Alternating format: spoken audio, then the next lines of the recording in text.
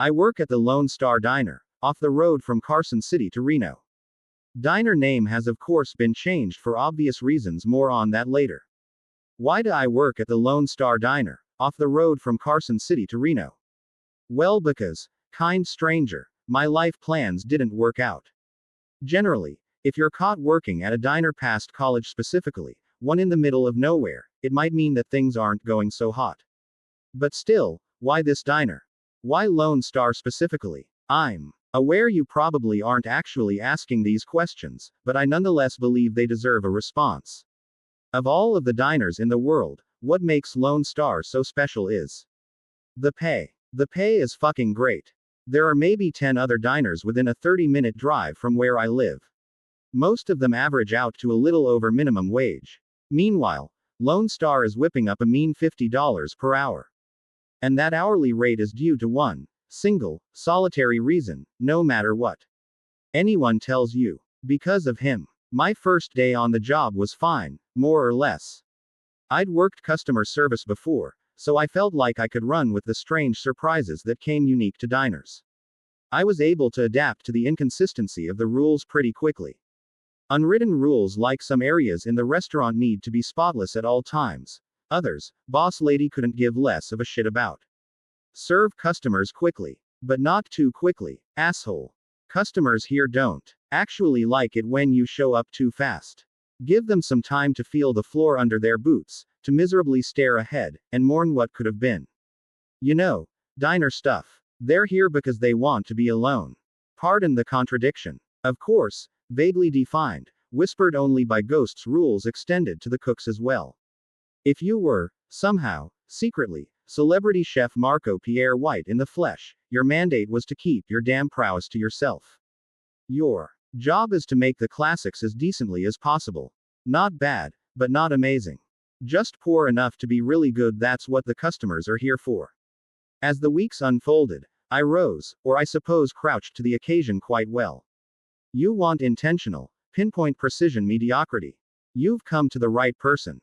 Most of the patrons just wanted coffee and brunch, brought to them at medium speed, with a semi-predictable cadence of waiter or waitress check-ins afterwards. Done, done, and done.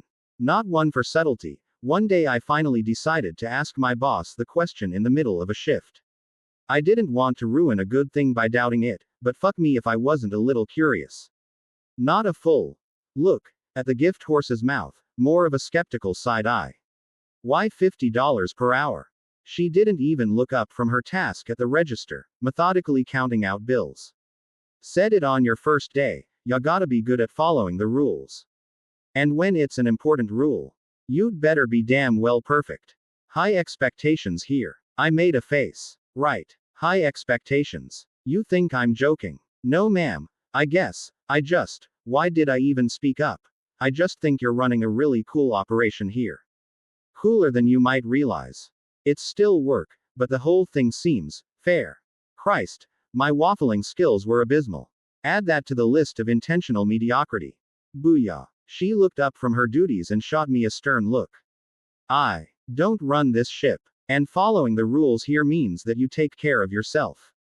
I'm sorry. I am your employer, sure, and I'll pay you well to be here, sure, but you should be aware there is plenty more going on here than just you and this diner. She glanced down at her watch, then sighed. I usually save this speech for the end of the month, but you already caught me halfway through it. So, the Coles notes. If you don't think you have it in you to follow instructions clearly, without protest, and without asking too many questions, then you should leave. Quit. No harm, no foul. A week's worth of pay on the house. The conversation sputtered shortly after that. I tried to find an opening to ask more about what she meant, but she was closed off to the topic moving forward. And you know what? That was fine. If she wanted me to put my head down and just do the work, I could do that. And work I did. And things were good. Mundane small talk with the customers was fun, my coworkers were friendly, and I was getting paid well. I'd found a place to park the failures of my life. A place to build from. It must have been a Saturday, I think, when I first noticed him. An occupied seat in the far corner of the diner. No idea how long he'd been sitting there and waiting, though he certainly looked patient. I had the strange inkling that he'd been left hanging for quite some time, though I couldn't actually remember seeing him enter. Brown, corduroy shirt, short hair, mid-50s, it seemed. A reasonably calm smile. Normal looking dude. I started making my way out from the back and headed towards him. Immediately, I felt a tight grip on my arm. It was Melanie, my boss, with a forceful clutch enough to make me drop my notepad. Her fingers tightened around my forearm, sharply pinching my skin. Important rules, she said. What? You? Member our chat about rules. Well, this is the most important one. Okay. That man, over there, in the corner.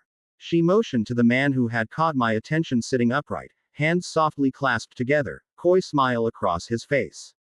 You don't go up to him. You don't say a word to him. But he's a customer. Her hold intensified. She was hurting me. Almost as if she was taking out some sort of unseen anger on me. I'd like to ask you right now to be smart enough to not ask questions and just follow instructions. You don't go to his table, you don't talk to him. You can look at him. You can shout across the room at him if you'd like, though I can't imagine why you'd ever need to do that. But you do not approach him, and you do not take his order. Or, a sharp exhale through the nose, a shake of the head, and a glare from my manager. It's different every time. But, it ain't pretty. I watched him from the short distance I'd been afforded. It was hard not to. She did too. Unlike the other customers here, I didn't get a sense that he was here to be alone, to reminisce, or to take part in the comfort ritual of a lackluster Eggs Benedict over rye. Instead, I had the sense that he was just curious. Mild-mannered, content, but curious. My shift ended not too long after, so I didn't actually get a chance to watch him leave. Regardless, the experience of seeing him and learning about the rule he was connected to left a bizarre, dampening feeling on my mood. I liked my job. I liked coming home and unwinding. I didn't mind being in the middle of nowhere. It felt nice to look up at the empty sky filled with stars. To see them shimmer and shine, and even occasionally shoot across. I made a wish that things in my life would stay simple. Blank. I started to get a sense of his cadence. He'd usually show up once a month. The rare times I got to see him, I'd try to squeak in the odd question to my boss. Questions like, who is he? Where does he come from? And, has anyone spoken with him? All mechanically met with, I don't know, and, if you're scared, you're welcome to quit. Then, as fate would have it, one day boss lady fell incredibly ill. My coworkers and I had to convince her to go home midway through her shift, her sickness falling, uncomfortably, within the usual 1 to 3 day window at the end of the month when our customer would typically appear. And of course, there he was, right after she went home. To my benefit, the other waiters and waitresses working the rounds were well aware of his presence and knew exactly what to do whenever he arrived. All of them knew to steer clear of him. Nevertheless, driven by a foundational curiosity that I just couldn't shake, I used this opportunity to go for it. I shouted a single thing across the floor, knowing Melanie wasn't there to chide me. Hello, sir. What brings you here? I asked him. He turned his head from his fixed position in his seat and put a hand to his ear. Clever. I said, what brings you here? I called out again, a few notches louder this time, garnering some odd looks from our Thursday patrons. To my surprise, he spoke back. I'm not sure why I was expecting his voice to carry the tone of some twisted, demented demon, maybe the fear Melanie had instilled in me. The man sounded exactly how he looked. I'm sorry, dear, he said, I'm afraid I'm not sure what you're saying. Can you come over here and ask me again? Nope. I was good. And I don't mean to be rude about the service, he continued, but it feels as if no one has taken my order for quite some time now. I let the exchange end there, diverting my attention back to the other guests.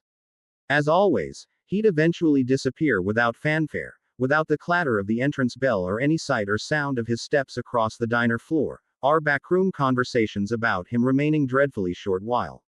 He was there just.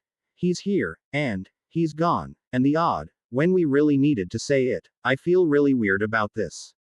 It took me a while to understand where my brazenness to address this strange middle-aged man came from. In truth, I was just afraid.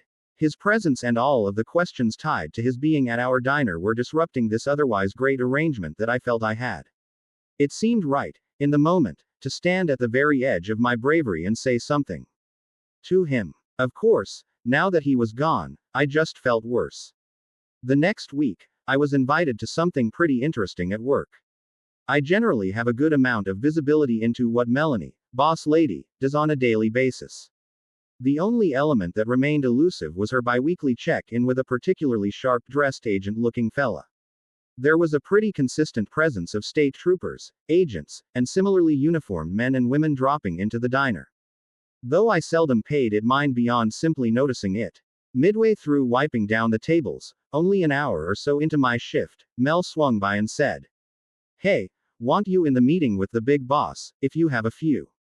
The big boss? Sure. Yeah, coming. Just if you don't mind me asking, who is? She let her eyes speak her unwritten rules to me. Questions equals generally bad. Thank you for the reminder, ma'am. We maneuvered to a back room and sat at a table. Across from us, already seated, was a man in a sharply tailored suit with a subtle earpiece in the aforementioned agent. The table was littered with a small, messy stack of notes, papers, and documents. He made it a point to size me up, staring me down uninterrupted, like a deer to headlights, no concern at all about how awkward he was making it for me. Then, he turned to Melanie. "How long she been here?" He asked her in his gruff western drawl. "6 months, she said." "You trust her?" "I trust her, yes." He let his eyebrows say, "If you say so," then went on with it. "All right, so, apparently you had a visit from the wandering man last week. You," he said, motioning to Melanie, "were out. But you," attention now shifted to me, "weren't. Give me the lowdown." The wandering man. The agent caught the confusion in my eyes. "Jesus, you've told this girl nothing, haven't you?" He said to Melanie. "Sir, I know it sounds weird," she said, "but I personally feel as if the man is almost, I don't know, drawn to curiosity. Like, maybe the less I say to those not already in the know, the bet." Wandering man. The agent cut her off, as our nickname for the fella that sits in the corner of your fine little establishment. Or should I say, the state's fine little establishment. "I'm sorry," I asked. "That's correct. The state's. Congratulations, ma'am, you're part of a government operation." The wandering man, not just a cutesy little nickname but our legal definition of this tricky little problem, is a phenomenon we discovered many years ago. At the time, he'd just walked the desert landscape, chatting up unsuspecting strangers with bizarre questions. Everything fine, all hunky-dory. A little weird, sure, but nothing illegal. However, sometimes, things would happen because of him. Bizarre things. Grisly things. I could see Melanie groaning, concerned at the picture being painted. Would this pique my curiosity? "Have you guys, taken him in for?" I almost wanted to cut off my own stupid question, but he ran with it. "Nope. Not because we don't want to, but rather, because it might not be safe." The cozy mental image I'd held of this diner was starting to fracture. "We have reason to believe that he's a visitor," he said. From blank. I didn't attend another debrief after that. Not because I was barred, mind you. Rather, I just didn't want to know anymore. My gut no longer held curiosity. There was just a low, aching dread there now. The agents and troopers spaced out and seated amongst the eatery were now just a glaring reminder of what my dingy diner job really was. The government cavalry would mostly show up around the end of month window the wandering man was set to arrive in. When he'd appear, they wouldn't do much more than examine him from their distant tables, subtly scribbling notes into notebooks. He'd always act the same. He would just sit there. He wouldn't give them, or as the diner employees, much to go on. Speaking of employees, I remembered something Melanie told me after my first month of working here, that the worker turnover at this diner was incredibly high. Knowing at the time what everyone got paid, it made absolutely no sense to me. Now, 5 months into the gig, alongside a completely new set of cooks, waiters, and waitresses from when I'd first started, I'd seen firsthand just how true her statement was. None of the leavers claimed as much, but I'm sure the underlying premise of who the diner was really for became subconsciously clear to them during their time here. And it probably didn't sit all too well with them. I stayed. But not because of the pay. I'm actually not sure why I did. We had a new cast of rookie employees now. The ones who understood the vague terms of the situation, just as Melanie, I, and all former employees did. Stuck around. Those who couldn't reconcile the situation with their inherent curiosity, naturally filtered out. And then there was Malcolm. It was only his first week. He was a keener. Mega keener. He'd bulldozed through a giant list of tasks and was already asking for the next batch of work to chew through. Anything he could get ahead of, anything he could step in for, anything he could learn, he was on it. He wanted to be as helpful as humanly possible. I think the salary of the role, for a guy his young age, was just too alluring for him. For our part, Melanie and I tried our best to get him to pace himself. We were both giving the spiel now. By this point, we'd more or less perfected it. There are things about this diner that are strange. Rules you will have to follow and not think about. Rules that are concrete, immutable, and non-negotiable, like gravity. He nodded. At that moment, I really believed he was internalizing my words. And if that doesn't work for you, and if you don't think you can take care of yourself, then you shouldn't work here, I continued. There was always a visceral feeling in my stomach whenever I saw the wandering man in the corner during the same week that we were onboarding new staff. I'm sure Melanie felt it too. On those days, Mel and I would both work the till, and if we saw anyone coming out from the back, we'd stop them. With a simple grab of the arm. Malcolm stepped out, and I did just that, a rough grasp of his forearm, just like Melanie had done to me when I'd first started. He recoiled in surprise. Remember that little chat about rules we just had?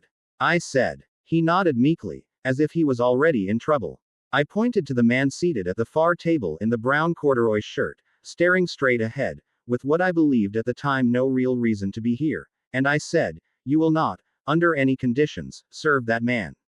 Don't go up to him. Don't talk to him.